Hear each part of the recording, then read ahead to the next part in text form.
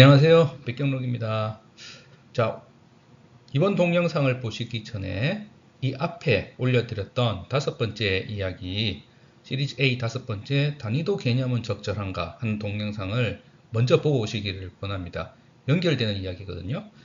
자, 그 동영상을 간추려서 말씀드리면 우리가 굉장히 많이 쓰이고 이제 익숙한 단위도라는 개념이 선형 시스템 이론에 따라서 만들어진 건데 그 수학적인 개념 자체는 뭐 그렇다 치더라도 실제 자연유역이 그렇게 반응하고 있느냐, 그렇지 않다는 말씀 드렸습니다. 그래서 단위도의 비선형성이라는 게 있고, 사실 그것에 대해서는 뭐 많은 분들이 알고 있지만 정말 비선형성이 그만큼 큰 거냐, 그건 좀 간과하시는 측면이 있는데 엄청나게 큽니다. 그래서 잘 안 맞는다, 뭐 그런 얘기를 했고요.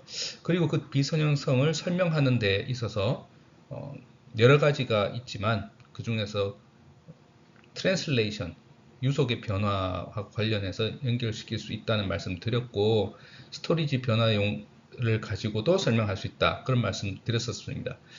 자, 이어서 이제 오늘 이야기를 해볼 텐데요. 그러면 지난번 강연을 잘 보시면 몇 가지 질문이 생깁니다. 자, 그러면 비선형성은 이제 있는데 그 비선형성의 특징 중에 하나가 단위 반응 함수, 우리가 이제 Instantaneous Response Function이라고 불렀는데 IRF라고 부르겠습니다. 지금부터 IRF의 첨두값이 Rainfall Excess의 몇 함수로 나타났죠. 그러니까 Rainfall Excess가 클수록 첨두가 커지고 첨두 시간은 짧아졌습니다.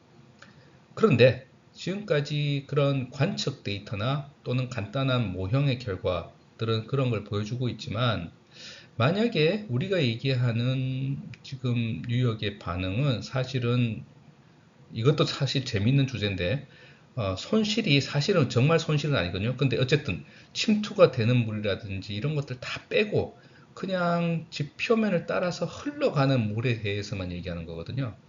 그럼 그렇다면 물리적 기반의 하이드로다이내믹 모델들도 똑같은 현상을 재현할 수 있지 않을까 하는 의문을 가지게 됩니다. 그렇죠? 자, 뿐만 아니라 만약에 그런 식으로 모의를 한다면 우리가 어떤 것도 이제 탐구를 해볼 수 있냐면, 예를 들어 flow resistance equation, 예를 들어 매닝 공식을 쓴다든지, 사실 꼭 매닝 공식만 쓸 필요는 없어요. 최지 공식을 쓴다든지. 그러면 어떻게 바뀔 것이냐, 또 그런 포뮬라 안에 들어있는 매개 변수들이 있는데 그것은 비선형성에 어떤 영향을 줄 것이냐, 이런 질문도 가질 수가 있죠. 또 한 가지, 우리가 첨두 시간만 얘기했는데 첨두 시간과 첨두값, 그것 말고 예를 들면 그 직접 유출이 끝나는 시간, time of concentration, 자, 이 개념도 사실은 다시 한번 짚어볼 필요가 있습니다만 그건 다음 강연에 제가 시간이 있을 때 말씀드리겠습니다. 어쨌든 지금은 전통적인 개념의 time of concentration, 이것도 혹시 파워 펑션, 몇 함수를 따르지 않을까, 이런 얘기를 할 수 있게 되고요. 자, 이제 마지막으로 이게 제일 근본적인 문제인데, 비선현성은 차치하고라도 우리가 보통 얘기하는 그런 IRF의 모델 자체가 혹시 물리적인 현상을 잡아내는데 여전히 부족한 게 아니냐, 이런 얘기를 한번 해보겠습니다. 지금 마지막에 말씀드린 거는 앞서 말씀드렸던 비선형성과는 또 조금 다른 얘기예요. 그건 이제 이미 다 말씀드렸고, 근데 그거 말고 또 부족한 게 있는 거 아니냐, 이런 얘기를 하는 겁니다.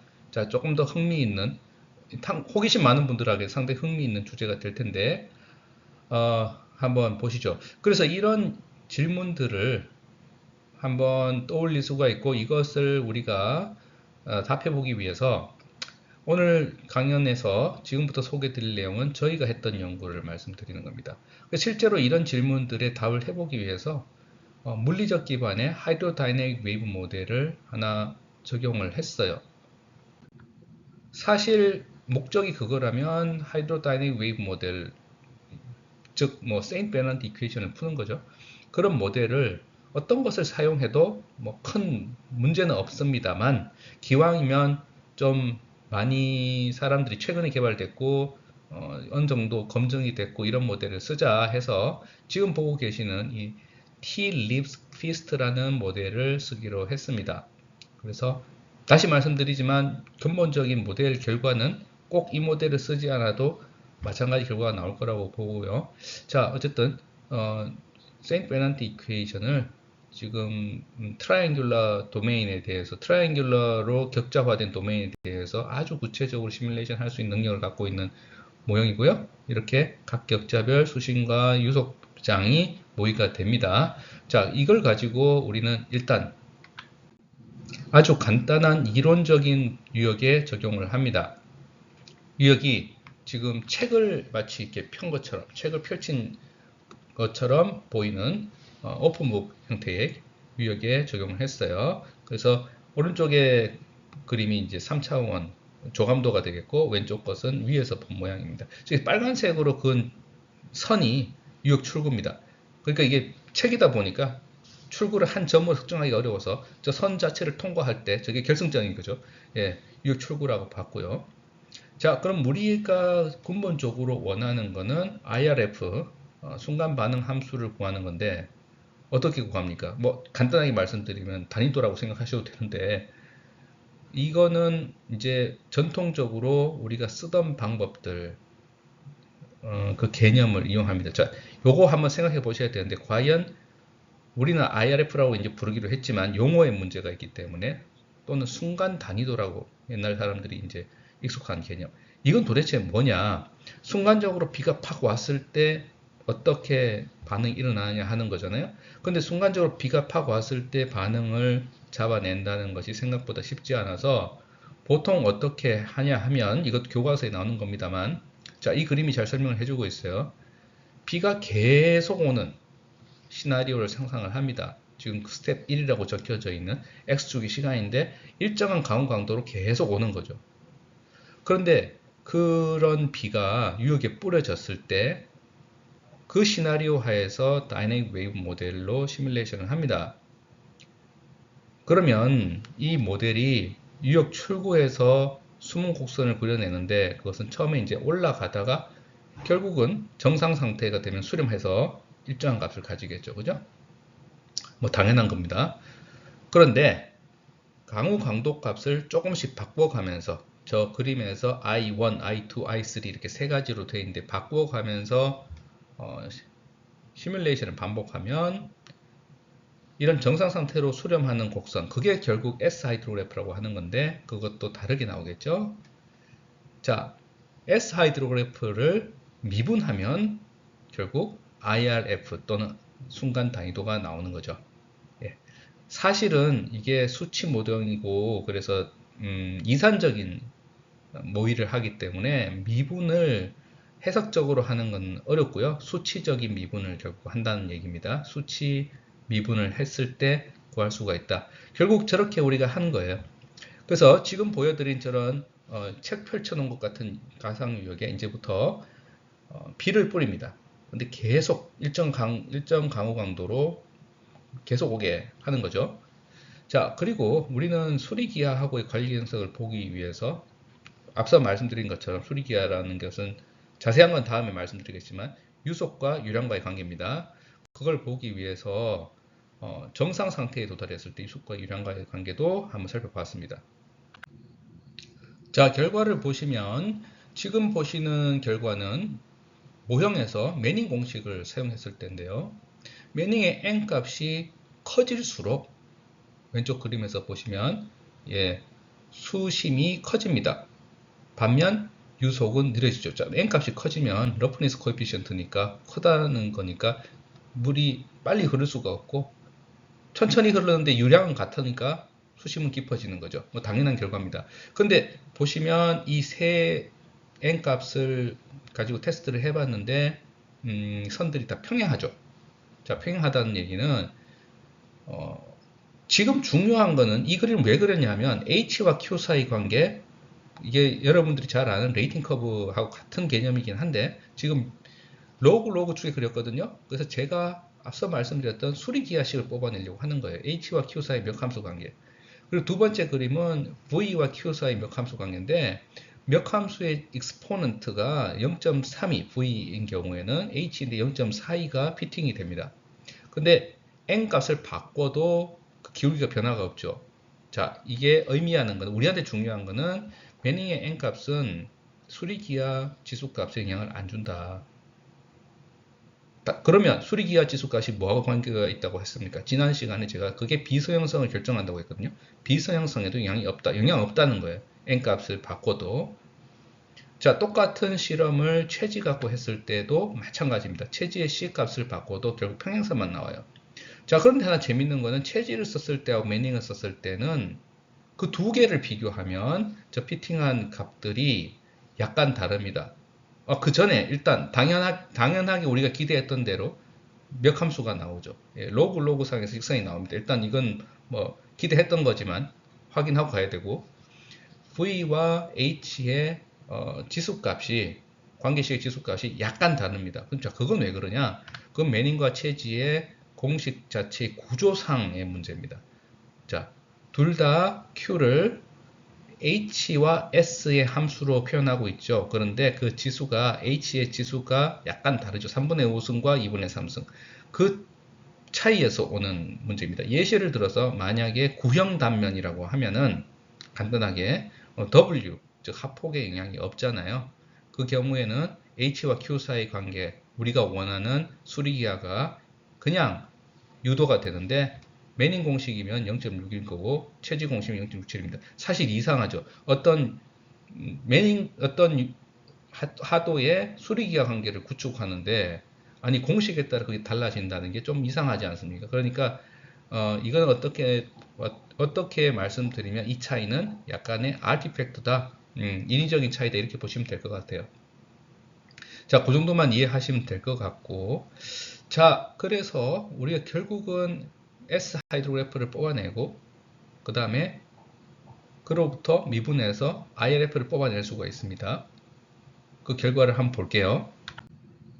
자, 그림과 같이 결과가 나오는데, 레인폴 액세스 레이스를 여러 번 바꿔가면서 앞에서 말씀드린 과정을 반복하면 지금과 같이 다른 IRF가 나옵니다. 자, IRF가 강도, 레인폴 액세스 레이스에 따라 다르게 나온다는 것은 뭐죠? 예, 비선형성을 의미하는 거죠. 그래서 비선형성을 잘 잡아내고 있다. 더군다나 우리는 첨두값에 관심이 있잖아요. 그래서 첨두값 그려봤더니, 자, IE의 몇 함수 관계로 나옵니다. 자, 이거는 민셸이 예전에 발견했던 거를 대변해주고 있죠. 그죠? 예, 잘 잡아주고 있습니다. 더군다나 그 첨두값이 몇 함수 관계를 가지는데 지수가 앞서 보여드렸던 하이드롤릭 지오메트리 벨로시티 지수하고 가깝다. 예, 그거는 제가 지난 시간에 말씀드린 수학적인 유도하고 일맥상통하죠. 자, 이번에는 첨두 시간 그림인데 또 마찬가지로, 예, 앞서 다른 이론과 마찬가지로 첨두 시간도 몇 함수 관계를 보이면서 잘 이제 줄어들고 있죠. 그죠? 예, 강우 강도가 커지면 첨두 시간 줄어들고 있다. 자, 그리고 여기까지는 앞서 다 해봤던 것들이고, 이번에는 혹시 직접 유출이 끝나는 시간, 예, 집중 시간을 한번 그려봤어요. 그랬더니 야, 이것도 TC처럼 레인폴 액세스 레이시 커짐에 따라서 줄어드는데, 예, 몇 함수 관계를 가지고 있습니다. 당연히 이렇게 따를 것처럼 생각하지만 이것도 우리한테 좀 의미하는 건 있습니다. 왜냐하면은 여러분들 타임 오브 컨센츄레이션 물리적으로 조금만 생각해 보시면 레인폴 액세스 레이트하고 강우 강도하고 관련이 있잖아요. 비가 많이 오면은 유속이 빠를 것이고, 네, 빨리 도달할 거잖아요. 그죠? 예, 그걸 잘 보여주고 있다고 보시면 될 것 같아요. 자, 그런데 여기서 또 IRF를 어떻게 볼 수 있냐면은 이거를 약간 확률 분포하고 비슷하게 볼 수가 있어요. 자, 무슨 말씀이냐면은 우리가 어떤 유역에 비가 왔을 때, 여기저기 왔을 때 어떤 물방울은 좀 빨리 도달하고 어떤 물방울은 늦게 도달하잖아요. 그 분포를 그린다면 트래블 타임 디스트리뷰션이라고 할 수 있는데, 사실 그게 IRF거든요. 자, 그렇게 보면 이게 확률 분포하고 비슷하고, 사실 그 아래 면적의 합도 1이잖아요. 확률의 개념하고 같이. 자, 그럼 확률 분포에서 1차 모멘트는 평균, 2차 모멘트가 분산, 3차 모멘트는 이제 스큐니스가 되는데, 우리 이제 특별히 여기서 스큐니스에 관심이 있습니다. 자, IRF의 스큐니스를 한번 그려봤더니 어떻게 되냐면 이렇게 나와요. 레인포 액세스 레이시 커짐에 따라 스큐니스가 자꾸 줄어들고 심지어 음의 영역으로 갑니다. 자, 여기서 한번 생각을 해보면 이 좀 이상합니다. 왜냐하면 자, 위에 지금 새로 보여드린 그림이 스넬이라는 분이 2004년에 쓴 논문에서 제가 발췌한 건데 비선형성을 이제 고찰한 논문들은 좀 있어요. 그런데 그 논문들을 이제 보시면 공통되는 갖고 있는 인지하고 있는 시각이 뭐냐면은 그래 비선형성이 있지. 근데 그러면 레인포 액세스 레이시 커지면 당연히 첨두 값이 커지고 첨두 시간이 짧아지니까 자꾸 분포가 좀 더 스큐니스가 커지는 거예요. 그게 보통 사람들이 갖고 있는 생각입니다. 그 사실은 그렇게까지 생각하지 않아도 여러분들이 다이도를 그려도 보통 이렇게 빨리 올라갔다 천천히 내려가는 그러니까 양의 스큐니스 강하게 그리잖아요. 근데 지금 이 그림은 그렇지 않다는 거죠. 그러면 우린 근본적인 질문을 하나 하게 되는데 혹시나 이게 뭔가 모델이 문제가 아니고 뭔가 지금 물리 현상을 제대로 잘 잡아내고 있지 않은 거 아니냐? 뭔가 근본적인 문제가 있는 거 아니냐? 그러니까 말씀드리면 지금 했던 그러니까 이 하이드로다이내믹 모델이 아니라 다른 데서 어떤 문제가 있는 거 아니냐 이런 생각을 하게 됩니다. 자, 근데 이거하고 일맥상통하는 문제, 사실 다르게 발견되는 문제인데 그걸 하나 더 말씀드릴게요. 어떤 문제가 또 하나 더 있거든요. 자, 이것은 럭키 힐이라고 하는 미국의 애리조나에 있는 실제 유역을 방금 그 모델을 가지고 저희가 한번 시뮬레이션을 해본 거예요. 지금 보고 계시는 게 이제 유역의 모습이고, 자, 이 유역에 아까 그 책 펼친 것 같은 유역하고 똑같은 방법을 이용해서 각 레인폴 액세스별로 저희가 그 IRF를 뽑았습니다. 그 다음에 이번엔 뭘 하려고 하냐면은 이 유역의 실제 강우 사상에 대해서 직접 유출 수문 곡선을 우리가 만들어내려고 해요. 이 모델을 이용해서. 그러니까 이 모형을 이용해서 만드는 겁니다. 그리고 그걸 가지고 여기 이제 실험 유역이거든요. 관측치가 있으니까 비교를 해보려고 해요. 자, 첫 번째는 어떻게 하냐 하면은 지금 이게 실제 사상인데 위에 강우 사상이 그려져 있죠. 그리고 이 모델이 연속 시뮬레이션이 가능한 모델이니까 저걸 그대로 이 모형에 뿌립니다. 그래서 구해진 결과가 왼쪽 그림에서 보여지는 파란색 선. 예. 자, 저거 하고요. 그 다음 동그라미로 되어 있는 거는 관측치예요. 관측치를 보시면 뭐 얼추 잘 맞죠. 물론 모형이니까 관측치하고 100% 맞지 않을 수 있고 뭐 받아들일 수 있고요. 또 관측치라고 하는 것도 이건 직접 유출을만 보여줘야 되는 거니까 베이스 플로우 제거했는데 거기 또 어떤 오차가 있겠죠. 그런 걸 감안하면 뭐 얼추 잘 맞는다 이렇게 보면 됩니다. 자, 문제는 그게 아니에요. 문제는 뭐가 문제냐면은 지금 똑같은 거를 한 번 더 하는데 약간 방법을 바꿉니다. 뭐냐면 위에서 뽑아낸 IRF를 가지고 우리 단위도에서 합성하는 방식을 이용해서 즉 컨볼루션을 이용해서 우리가 직접 유수분 곡선을 만들어 봤어요. 그게 빨간색입니다. 자, 빨간색도 뭐 얼추 맞는다고 이렇게 생각하실 수 있는데 핵심은 왜 빨간색과 파란색이 다르냐는 거예요. 제 말 이해를 잘 하시기 어려울 수도 있는데 다시 말씀드리면 파란색은 이 모델의 연속적인 시뮬레이션에서 구한 거고요. 빨간색은요, 이 모델에 특정 강우 강도를 주어서, 그러니까 IRF를 구했는데, 이 IRF도 이 모델로 구한 거거든요. 그 다음에 그 IRF를 중첩해서 구한 겁니다. 자, 그리고 유역의 비선형성을 우리가 이제 알고 있기 때문에 우리는 옛날 방식으로 컨볼루션 하지 않아요. 그러니까 각 타임 스텝별로 강우가 다르게 오는데 그 강우 강도가 계속 변하니까 그 바뀌는 강우 강도에 맞춰서 IRF를 계속 바꾼 다른 IRF를 중첩합니다. 그럼 비스 형성도 다 가만히 됐거든요. 같은 모델에서 뽑은 겁니다. 같은 모델에서 했는데도 연속 시뮬레이션 한 거하고 그 모델에서 IRF 뽑은 걸 중첩한 거하고 결과가 달라요. 자, 이거는 설명이 어떻게 해야 되는 거죠? 이 결과는 딱 한 가지밖에 얘기를 해주지 않습니다. 뭐냐면 비선형성을 감안하더라도 뭡니까? 우리가 하고 있는 컨볼루션이라는 거는 선형 중첩 과정이거든요. 리니어 컨볼루션입니다. 리니어 컨볼루션 자체도, 그러니까 제가 앞에서 말씀드린 그 비생성이 아니에요. 그거 말고도 그 자체도 어쩌면 자연현상을 잘 받아들이지 못하고 있다. 그런 생각을 하게 됩니다. 그런 문제가 더 복잡해집니다. 왜냐하면은 X 하이드로그래프를 가지고 우리가 IRF를 뽑아낸다는 것은 리니어 컨볼루션 자체는 우리가 맞다고 보는 거예요. 수학적으로는 맞아요. 아무 문제가 없어요. 그런데 컨볼루션 인테그럴 자체가 안 맞는 거 아니냐? 이런 생각도 할 수 있죠. 그럼 그걸 한번 건너뛰어 보기 위해서 IRF를 만들어내는 완전히 새로운 방법을 한번 시도해 봤습니다. 원래 IRF의 정의는 유역의 단위 값의 강우가 왔을 때, 팍 하고 왔을 때 반응이 어떻게 일어나는지 이거 보는 거잖아요. 근데 이걸 한 번에 확 내리게 하는 방법이 없으니까 정상상 때까지 기다렸다가 미분한 게 앞에 방법인데, 자, 이제 이번엔 그거 말고 다른 방법은 유역에 1cm라는 수심으로 유역 전체를 그냥 물로 다 채웁니다.